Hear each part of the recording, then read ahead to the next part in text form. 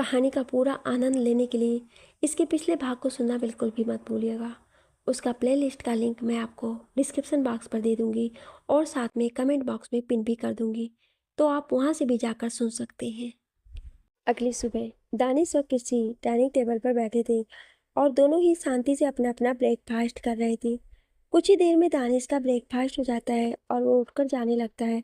तभी वो मुड़कर किसी की ओर देखता है जो आराम से अपना खाना खा रही थी और उसे देखकर कहता है, आज इवनिंग में मैं कार भेजूंगा, रेडी रहना। किसी थोड़ी शॉक में, लेकिन लेकिन हम कहाँ जा रहे हैं? दानिश, डू व्हाट आई से, don't ask too much questions. किसी, ऑल राइट। उसके बाद दानिश चला जाता है। वही आज लंदन का मौसम कुछ खास नहीं था। आसमान में काले बादल छाए हुए थे और तेज हवाएं भी चल रही थी, मगर किसी को क्या, वो तो आराम से सो रही थी। किसी अभी सो ही रही थी कि उसके कमरे में आयशा जी आ जाती हैं और उसे देखकर, हे भगवान, कितनी आलसी लड़की है, अभी तक सो ही रही है। आयशा जी किसी के पास आकर उठाने लगती हैं। किसी, उठ जाओ, सर ने कब की कार भेज दी है और तुम हो कि सो ही रही हो? किसी नींद में, सोने दो ना आंटी। आयशा जी, चुपचाप उठ जाओ किसी, तुम्हें पता है दानिश सर के कितने फोन आ चुके हैं मुझे? किसी दानिश का नाम सुनते ही उछलकर बेड पर बैठ जाती है और कहती है, आप मुझे पहले नहीं उठा सकती थी? अब पता नहीं वो राक्षस मेरा क्या करेगा। आयशा जी, तुम दानिश सर को राक्षस बोल रही हो? किसी, नहीं, मैं अपने होने वाले पति को राक्षस बोल रही हूँ। आयशा जी, रेडी हो जाओ जल्दी से, कार वेट कर रही है तुम्हारा। कुछ मिनट बाद किसी, Ayesha ji, oh my god, you are looking so gorgeous. किसी, थैंक यू। उसके बाद किसी रूम से बाहर जाती है और मेन हॉल से होते हुए बिला के बाहर आ जाती है, जहाँ पर एक कार खड़ी हुई थी। उसके बाहर ही ड्राइव खड़ा था जो किसी का वेट कर रहा था। ड्राइवर बहुत ही पोलाइटली तरीके से कार का गेट खोलता है और किसी अच्छे बच्चे की तरह कार में जाकर बैठ जाती है। कुछ देर बाद गाड़ी चलने लगती है और किसी बाहर के नज़ारे देखने में बिजी थी। जैसा कि आज लंदन का मौसम काफ़ी तूफानी था, हल्की हल्की बारिश हो रही थी और ठंडी ठंडी हवाएं चल रही थी। अभी सिर्फ शाम के 6 बजे थे, लेकिन मौसम को देखकर लग रहा था जैसे रात के 8 बज चुके हों, क्योंकि काले बादलों की वजह से अंधेरा हो गया था। सड़कों पर ना के बराबर ही कोई इंसान मौजूद था। ऐसे ही कुछ समय में कार रुक जाती है। कार का ड्राइवर बाहर निकलता है और एक अम्ब्रेला के साथ और जा करके किसी के साइड का डोर ओपन करता है। किसी थोड़ा नर्वस थी, क्योंकि ये सब उसके लिए पहली बार ही था। अभी इतना ही हुआ था कि किसी देखती है कि सामने एक बहुत बड़ा मॉल था, जहाँ से लगभग यहाँ के सारे सेलिब्रिटीज शॉपिंग करते हैं। कार ड्राइवर किसी को आगे चलने को बोलता है तो किसी आगे चलने लगती है। वो लोग मेन एंट्रेंस पर पहुंच जाते हैं, जहाँ पर दानिश खड़ा हुआ था, किसी से फोन पर बात कर रहा था। दानिश जैसे ही किसी को देखता है तो किसी अपनी नजरें झुका लेती है। वहीं दानिश कार ड्राइवर को जाने का इशारा कर देता है और वो चला जाता है। कुछ मिनट्स बाद दानिश की कॉल खत्म होती है तो वो किसी से कहता है, लेट्स गो। किसी को तो समझ ही नहीं आ रहा था कि वो लोग कहाँ जा रहे हैं, लेकिन फिर भी वो चली जा रही थी। कुछ देर बाद दोनों ब्राइडल सेक्शन के बाहर रुकते हैं। नाम पढ़ते ही किसी समझ जाती है कि वो लोग यहाँ क्यों आए हैं। सेक्शन के बाहर ही कुछ लड़कियां खड़ी हुई थी। वो लोग दानिश और किसी का वेलकम करते हैं और उन्हें अंदर ले जाते हैं। कुछ देर बाद उनके लिए cold drinks, soft drinks, hot coffee, hot chocolate जैसा बहुत कुछ आ जाता है और वहीं किसी के सामने एक से बढ़कर एक कलेक्शन डाले हुए थे। तभी उनमें से एक ड्रेस को उठाते हुए दानिश कहता है, इसे पहन कर आओ। किसी का मन तो नहीं था, लेकिन फिर भी वो चली जाती है, क्योंकि वो इस टेबल को फालतू में गुस्सा नहीं दिलाना चाहती थी। कुछ समय बाद दानिश किसी को देखते हुए, गुड, अब ये वाली ड्रेस ट्राई करो। किसी दूसरी ड्रेस लेकर के फिर से चेंजिंग रूम में चली जाती है और कुछ देर बाद ऐसे ही दानिश ने काफ़ी सारी ड्रेसेस किसी को ट्राई करने को कहा। ये सारी ड्रेसेस ट्राई करने के बाद किसी अब तक थक चुकी थी, क्योंकि एक तो एक ये इतनी हैवी थी कि क्या ही बताएं, और ऊपर से इन्हें पहनाने में 3 से 4 लड़कियों की जरूरत पड़ती थी। ड्रेसेस की थकान साफ साफ किसी के चेहरे पे दिखी जा सकती थी। इसलिए दानिश ने इस सबको यहीं रोका और एक अच्छी सी ड्रेस किसी के लिए सिलेक्ट की और उसकी फिटिंग चेक करने के लिए किसी को भेज दिया। दानिश अभी वहीं बैठा हुआ था। वो अपने फ़ोन में किसी की पिक्चर्स देख रहा था जो उसने चुपके से खींची थी जब किसी ने ये अलग अलग ड्रेसेस पहनी थी। सच बताऊं तो दानिश को किसी हर ड्रेस में किसी परी से कम नहीं लग रही थी, मगर दानिश किसी को हर ड्रेस में देखना चाहता था, इसलिए इतनी सारी ड्रेसेस उसने किसी से ट्राई करवाई। उसका मन तो ये सोच रहा था कि किसी गाउन में कितनी सुंदर लगती है तो वो 60 नाइटीज में कैसी लगेगी। उसका मन तो था कि वो 2-4 नाइटीज खरीद ले यहाँ से, मगर अभी इन सब के लिए उनका रिश्ता इतना भी अच्छा नहीं है, इसलिए उसने ये बात छोड़ दी। शॉपिंग करने के बाद दानिश और किसी वापस घर आ जाते हैं और सब साथ में डिनर करते हैं और अपने अपने रूम में जाकर सो जाते हैं। अब बस इंतजार था तो कल का, क्योंकि कल ही शुभ दिन है जब किसी और दानिश की शादी होने वाली है। अगली सुबह किसी का कमरा, रात भर किसी सो नहीं पाई क्योंकि उसे आज की चिंता थी। उसने हाँ कह तो दी थी, लेकिन उसे अंदर ही अंदर बहुत डर लग रहा था कि पता नहीं क्या होने वाला है आगे। पता नहीं दानिश उसके साथ ऐसा बिहेव करने वाला है और पता नहीं वो कब दानिश से आज़ाद हो पाएगी। किसी फ्रेश होने चली जाती है। कुछ देर बाद जब वो फ्रेश होकर आती है तो उसने एक रेड कलर की फ्रॉक पहनी थी। वो फ्रॉक पहने हुए किसी नीचे चली जाती है ब्रेकफास्ट के लिए। आज मेंशन में तैयारियां चल रही थी। ऑब्वियस सी बात है कि अब उनके मालिक की शादी है तो तैयारियां तो चलेंगी ही। हर तरफ तैयारियां हो रही थी जिन्हें देखकर किसी को समझ आ रहा था कि आज उसकी शादी होकर के ही रहेगी। तभी आयशा जी आती हैं और किसी से कहती हैं, उठ गई बेटा तुम, चलो आ जाओ ब्रेकफास्ट कर लो। उसके बाद कुछ स्टाइलिस्ट आने वाली हैं तुम्हें तैयार करने के लिए। किसी कुछ नहीं कहती है, बस हाँ में सिर हिला देती है। आयशा जी उसके सामने ब्रेकफास्ट सर्व करती हैं और वो खाने लगती है। किसी का मन तो बिल्कुल नहीं हो रहा था, मगर फिर भी वो थोड़ा बहुत ही खा लेती है। कुछ देर बाद आयशा जी के कहे अनुसार स्टाइलिस्ट आ गई थी और किसी को एक रूम में ले करके रेडी कर रही थी। वहीं किसी बेमन से तैयार हो रही थी। मेंशन का गार्डन बहुत ही अच्छे तरीके से रेडी हो गया था। दानिश ने ज़्यादा लोगों को नहीं बुलाया था।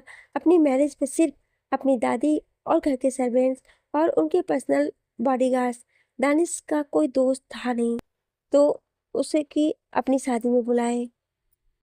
कुछ समय बाद सब कुछ रेडी था, बस इंतजार था तो सिर्फ हमारी प्यारी सी ब्राइड के आने का।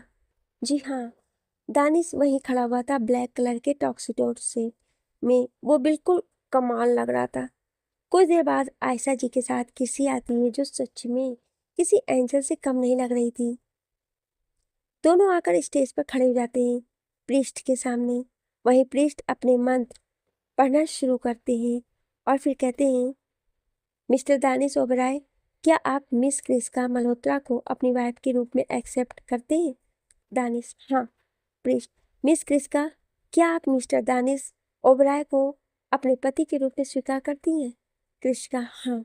प्रीस्ट, आज से आप दोनों हस्बैंड वाइफ हुए। यू बोथ मे किस नाउ। जैसे ही प्रीस्ट ये बोलते हैं तो मानो किसी के ऊपर तो पहाड़ टूट गया था। उसे पता तो था कि ये रिचुअल होगी, मगर सबसे सामने दोनों को कैसे किस कर सकते हैं। और दूसरी बात, वो इस डेविल राक्षस को किस नहीं करना चाहती थी। वहीं दानी धीरे से किसी के पास बढ़ता है और उसे उसकी कमर से पकड़कर खुद के करीब कर लेता है। और इसके बाद जो होने वाला था उसके लिए किसी ने अपनी आंखें जोरों से बंद कर ली। वहीं दानिश ने आगे बढ़कर उसके फॉरहेड पर किस किया। जैसे ही दानिश के होठों का स्पर्श किसी ने अपने माथे पर किया तो उसकी बॉडी में जैसे करंट दौड़ गया हो। ये किस उसे काफ़ी ज़्यादा रोमांटिक और प्रोटेक्टिव लग रही थी, जैसे दानिश उसको इनडायरेक्टली बोल रहा हो कि वो उसकी हमेशा हिफाजत करेगा। किसी तो बस दानिश को देखती ही रह गई। उसे अब समझ आ रहा था कि दानिश इतना भी बुरा नहीं है। आयशा आंटी ठीक कहती थी। ये सोच के किसी के होठों पर एक छोटी सी स्माइल आ जाती है जिसे जल्दी ही वो छुपा भी लेती है।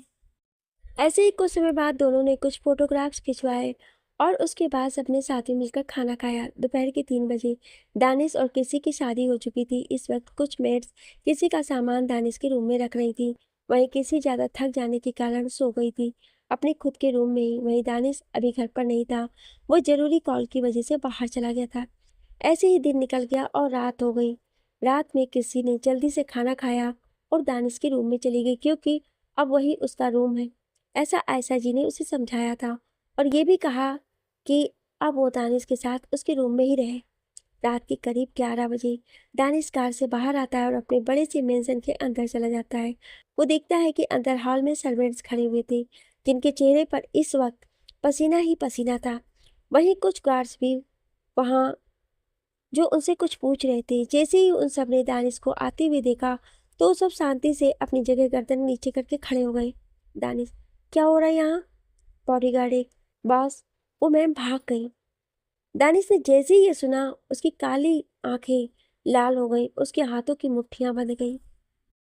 मेंशन के गेट धड़ाम से खुलते और दानिश घसीटते हुए किसी को अपने साथ लेकर आ रहा था। वहीं हॉल में ही मौजूद बाकी लोग यानी कि सर्वेंट्स लाचारी से किसी को देख रहे थे। वहीं आयशा जी भी खड़ी थी, जो कि आंखों में आंसू लिए किसी को देख रही थी। उनके पास इतनी पावर नहीं थी कि वो दानिश को रोक सके। वहीं दानिश, जिसकी आंखें इस वक्त लाल हो रखी थी गुस्से से, उसके शरीर में से जो इसे ज्वाला निकल रही हो, उसे काफी गुस्सा आ रहा था किसी के ऊपर। मतलब वो इस लड़की को नॉर्मल ट्रीटमेंट देने की कोशिश कर रहा था, वहीं ये लड़की बस भागे जा रही थी। उसने इस लड़की की गलती को अब बहुत इग्नोर कर लिया था, लेकिन अब और नहीं। आज वो इस लड़की को अच्छा खासा सबक सिखाएगा कि वो जिंदगी भर इस घर से भागने के ख्वाब सपने में भी नहीं देखेगी। कृषि, बेचारी कृषि, वो तो रोने के अलावा और कुछ कर भी नहीं सकती थी। अब उसे अपने भागने के फैसले पर बहुत अफसोस हो रहा था। काश वो ना भागती तो उसे ये सब ना ही देखना पड़ता। हॉल में ही बने एक रूम में, जो शायद स्टोर रूम था, दानिश उसी रूम में जाता है और वहां रखी एक लोहे की चेन को उठाकर किसी के दोनों हाथों को बांध देता है। वो चेन दीवार में घुसी हुई थी, तो उसे तोड़ने का तो सवाल ही पैदा नहीं होता है। किसी, प्लीज ऐसा मत करिए, प्लीज। दानिश किसी की चेन पकड़ते, ये सब तुम्हें भागने से पहले सोचना चाहिए था। अगर तुम ना भागती तो अभी यहाँ नहीं होती, बल्कि ऊपर कमरे में आराम से सो रही होती। किसी, मैं अब कभी नहीं भागूंगी, प्लीज मुझे यहाँ से निकाल लीजिए। दानिश, बिल्कुल नहीं, तुम दोबारा भागो, इस बार तो तुम्हें सिर्फ इन चैनों से कैद किया है। अगली बार भागी तो तुम्हारे दोनों पैरों को तोड़ के रख दूंगा, और इस बात का अफसोस मुझे जिंदगी भर कभी नहीं होगा। किसी बस रोती ही रहती है, क्योंकि अब कुछ भी बोलेगी कोई नहीं सुनेगा, और ये डेविल तो बिल्कुल नहीं।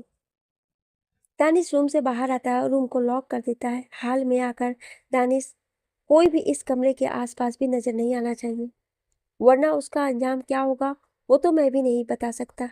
स्टोर रूम में जहाँ किसी इस वक्त कैद थी, किसी बैठी हुई अपने हाथों को देख रही थी जो चैन से बंधे हुए थे। उसके बेतहाशा आंसू गिर रहे थे। तभी किसी के दिमाग में कुछ देर पहले हुई बातों का ध्यान आने लगता है। कुछ घंटों पहले जब किसी अपने कमरे में सो रही थी, तब आयशा जी उसके पास आई और उसे नींद से जगाते हुए बोली कि वो अब उठ जाए और दानिश के रूम में जाकर सो जाए, क्योंकि अब वही उसका रूम था। किसी का जाने का तो मन नहीं था, लेकिन फिर भी वो चली जाती है। वहीं किसी जैसे ही रूम में बाहर पहुंचती है तो देखती है कि तो अंदर दो सर्वेंट थी, जो शायद उसका सामान इस रूम में रख रही थी।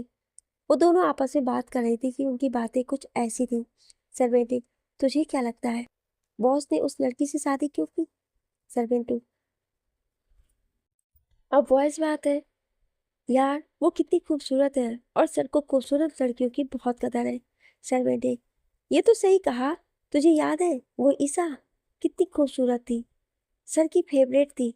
सर्वेंट टू, थी क्या, अभी भी फेवरेट है सर की। आई एम श्योर सर अभी उसी के पास होंगे।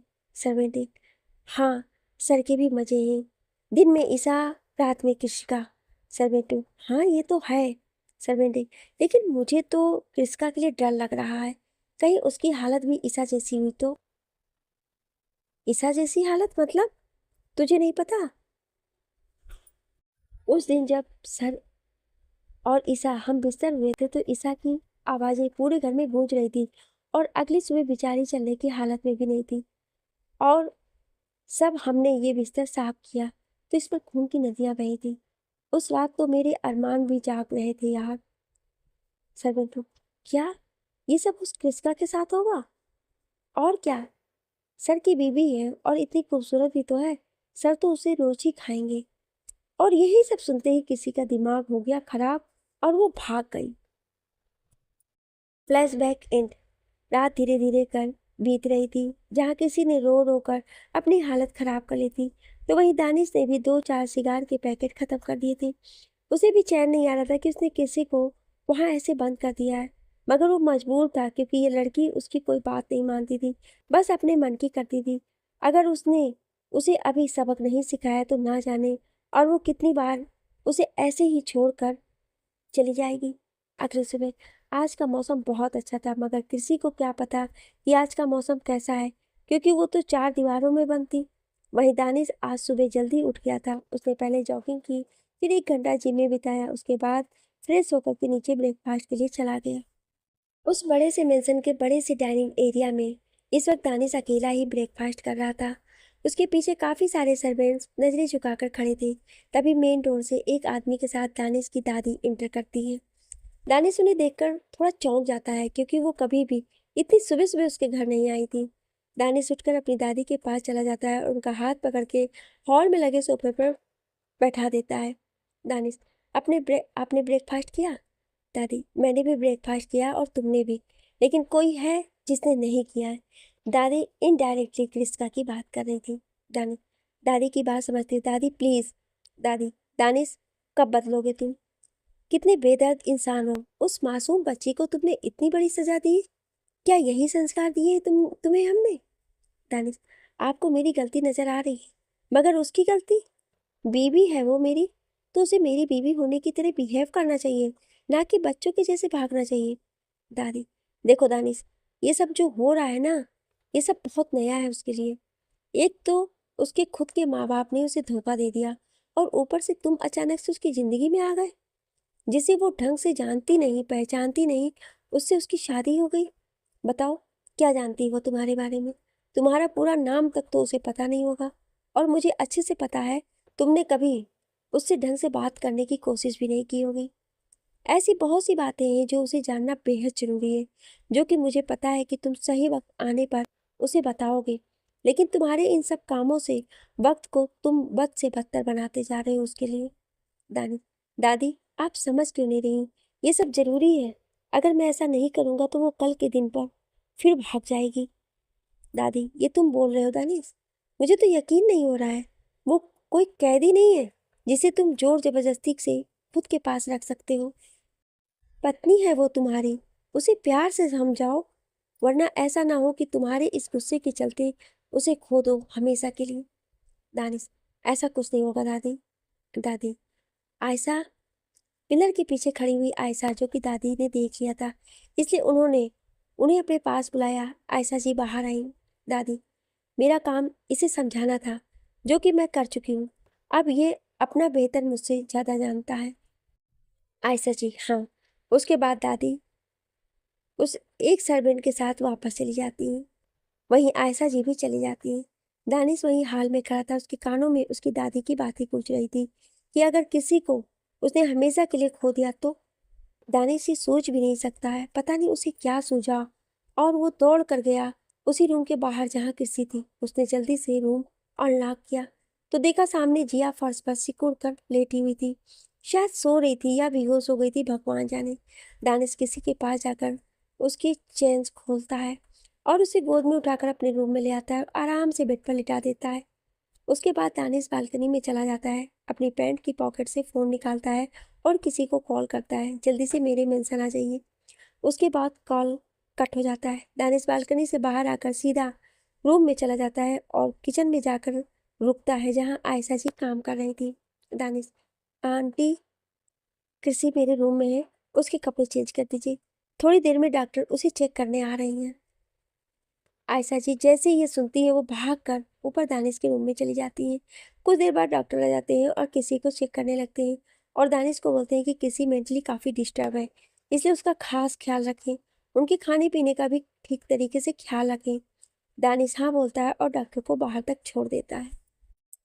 डॉक्टर को बाहर छोड़ने के बाद दानिश रूम में आता है जहाँ आयशा जी ने अब तक किसी के कपड़े चेंज कर दिए थे। वो किसी के सिरहाने बैठकर उसके सर को सहला रही थी। दानिश उन्हें एक नज़र देखता है और बाहर जाने लगता है। तभी आयशा जी उसे रोकते हुए, रुकिए सर। दानिश रुक जाता है मगर मुड़कर नहीं देखता है। वहीं आयशा जी आगे आकर कहती हैं, आयशा जी, मैंने जैसे सोचा था वैसा कुछ भी नहीं हो रहा है।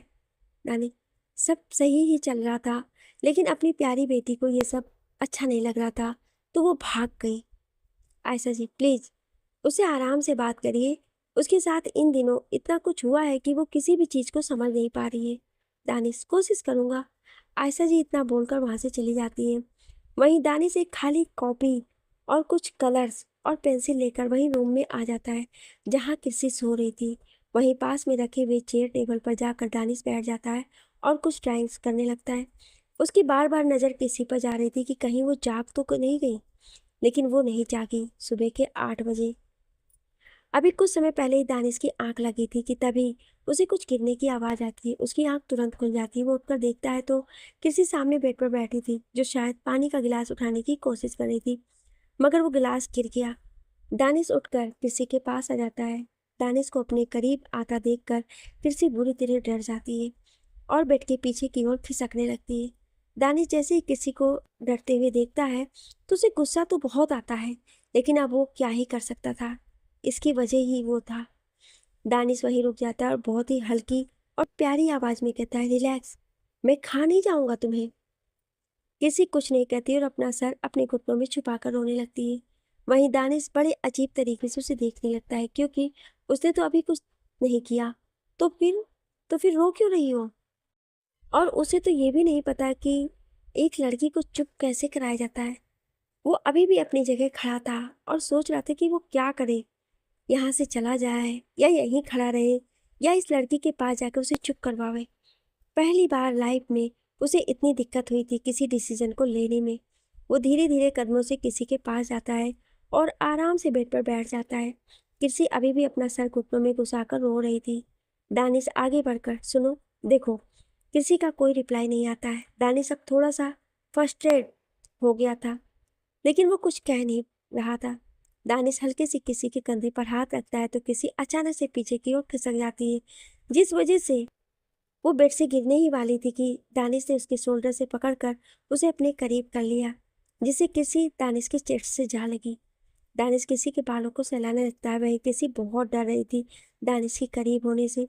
वो हल्का हल्का कांपने भी लगी थी, जिसे दानिश बहुत ही अच्छी तरीके से समझ रहा था। दानिश किसी को ढंग से बेड पर बैठाता है और बगल वाले टेबल से दूसरा गिलास उठाकर उसमें पानी डालता है। उसके बाद किसी को पीने के लिए दे देता है। किसी कुछ नहीं कहती और पानी पी लेती है। किसी पानी पीकर गिलास साइड में रखने लगती है कि दानिश उसे गिलास लेकर टेबल पर रख देता है। किसी अभी भी सहमी सी बैठी थी।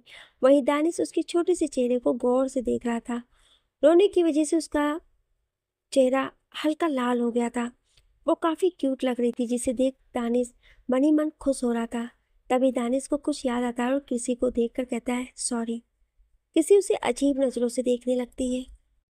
दानिश, ऐसे मत देखो, मैं सच में सॉरी बोल रहा हूँ, और जो कुछ भी अभी तक हुआ है उस सब के लिए सॉरी। किसका? क्या ये आपका कोई नया प्लान है? दानिश, यार ये कोई प्लान नहीं है, ये सच्चाई है। I am sorry. और वैसे भी मैं किसी को सॉरी नहीं बोलता, तुम्हें बोल रहा हूँ, इसका शुक्र मनाओ। किसका? आपने गलती की है इसलिए आप सॉरी बोल रहे हैं। दानिश, हाँ तो जो भी, सॉरी तो बोल रहा हूँ ना। किसका? आप सॉरी बोल रहे हैं या एहसान जता रहे हैं? दानिश, अभी तो तुम कितना डर रही थी, अब डर चला गया क्या? किसका? आ मुझे भूख लगी है। दानिश, फ्रेश हो जाइए, नीचे आपको खाना मिल जाएगा। किसका? हाँ। कुछ देर बाद किसका ड्रेस पहनकर नीचे आ जाती है और डाइनिंग टेबल पर जाकर एक चेयर पर बैठ जाती है। अभी तक दानिश नहीं आया था, इसलिए किसी भी सर्वेंट ने खाना सर्व नहीं किया था। वहीं किसी बैठी थी और बहुत ही इरिटेट सा फेस बनाकर दानिश का वेट कर रही थी, क्योंकि उसे जोरों की भूख लगी थी। तभी किसी के कानों में कुछ आवाज़ पड़ती है जो कि दानिश की ही थी। वो सर्वेंट से थोड़ा गुस्से में बोल रहा था कि अभी तक खाना सर्व क्यों नहीं किया। किसी सामने नजर उठाकर देखती है तो दानिश खड़ा था, जिसका फेस नॉर्मल था, मगर बोलने की टोन थोड़ी हाई थी। वो थोड़ा गुस्से में था, लेकिन उसका ये गुस्सा काफी सूट कर रहा था उसकी पर्सनालिटी पर। किसका? ये तो कैजुअल में ही है, क्या इन्हें आज ऑफिस नहीं जाना क्या? दानिश डाइनिंग टेबल के पास आकर किसी के बगल वाले चेयर को पीछे की ओर खिसकाता है और उसी चेयर पर बैठ जाता है। किसी को डर तो नहीं लग रहा था दानिश से, क्योंकि फिलहाल उसके चेहरे पर नॉर्मल एक्सप्रेशन ही थे। सर्वेंट्स ने जल्द ही उन दोनों को खाना सर्व किया और जाकर अपनी जगह खड़ी हो गई। किसी आराम से खाना खा रही थी। वहीं दानिश हर एक बाइट के बाद किसी को देख रहा था। शांति को भंग करते हुए दानिश का फ़ोन बजा, जो कि दानिश की पॉकेट में ही था। दानिश ने फ़ोन निकाला और तो देखा कॉल आईडी पर ईशा नाम फ्रेश हो रहा था। किसी अभी भी अपना ब्रेकफास्ट ही कर रही थी। उसने बिल्कुल भी ध्यान नहीं दिया दानिश के फ़ोन पर। वहीं दानिश ने फ़ोन को म्यूट करके वापस से ब्रेकफास्ट करने लगा। कुछ देर बाद दोनों का ब्रेकफास्ट हुआ और दानिश कार की कीज लेकर के बाहर निकल जाता है। वहीं किसी उसे जाता हुआ देखती है और बाहर गार्डन में जाकर झूले पर बैठ जाती है। कृषि मन में मुझे लगता है मैंने शादी ही गलत आदमी से कर ली है। इसे मेरी कोई परवाह ही नहीं है। मेरे पास मेरा फ़ोन भी नहीं है। पता नहीं मेरे इंस्टा अकाउंट का क्या हो रहा होगा। कितने मैसेजेस आ रहे होंगे उस पर। Hi, I miss my old days. कितना अच्छा चल रहा था सब कुछ। मैं मम्मा पापा सब कुछ था। मगर अब देखो सब कुछ तबाह हो गया। मेरी लाइफ को अब एक अय्याश माफिया कंट्रोल करेगा। मुझे तो घिन आती है उस आदमी से, उसके हर एक चीज़ से, खासकर उसके कमरे से। ना जाने कितनी लड़कियों का रेप किया होगा उसने वहाँ। किसी अभी अपने ख्वाबों की दुनिया में ही थी कि अचानक से काफ़ी तेज़ हवाएं चलने लगती। तभी एक सर्वेंट वहाँ गार्डन में आ जाता है। सर्वेंट, मैडम आप अंदर चलिए, बाहर बहुत स्टॉर्म आ रहा है। किसी मन में मेरी ज़िंदगी में भी स्टॉर्म ही आया हुआ है। उसके बाद बेमन से अंदर चली जाती है और सीढ़ियों से होते हुए अपने कमरे में चली जाती है। अपने खुद के रूम में, ना कि दानिश के रूम में। वहीं दानिश की दूसरी विला में दानिश की कार बाहर रुकती है। गार्ड जाकर गाड़ी का दरवाज़ा खोलता है और दानिश बाहर आ जाता है। अभी ईसा ब्रेकफास्ट ही कर रही थी कि तभी दानिश आ गया। दानिश वहीं हाल में लगे सोफे पर बैठ जाता है, क्योंकि ब्रेकफास्ट तो उसे करना नहीं था, इसलिए वहीं सोफे पर बैठकर एक न्यूज़पेपर पढ़ने लगता है। Isa, hi Danish, good morning. Good morning. आओ ब्रेकफास्ट करो मेरे साथ, आज मैंने खुद खाना बनाया है। दानिश, नहीं ईसा, मैंने घर पर ब्रेकफास्ट कर लिया है। ईसा, तुम्हारी वाइफ कैसी है? दानिश, तुम्हें कैसे पता? ईसा, पहला रीजन, तुमने कभी मेंशन को घर नहीं बोला। दूसरा रीजन, तुमने कभी मेंशन में ब्रेकफास्ट नहीं किया।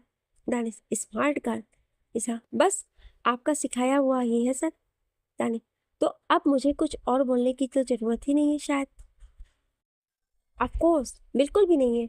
मैं कल ही यहाँ से न्यूयॉर्क शिफ्ट हो रही हूँ। न्यूयॉर्क क्यों? वहाँ पर मुझे फैशन डिज़ाइनर का 2 साल का कोर्स करना है, इसलिए।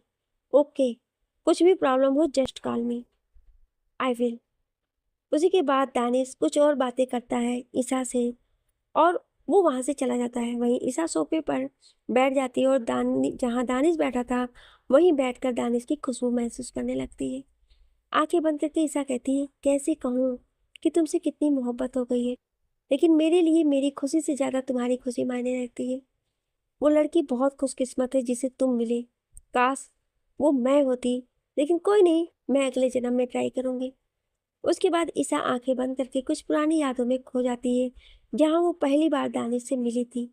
एक अंधेरी रात एक लड़की के चिल्लाने की आवाज़ आ रही थी, मगर उसकी आवाज़ किसी ने नहीं सुनी और ना ही उसे कोई बचाने गया।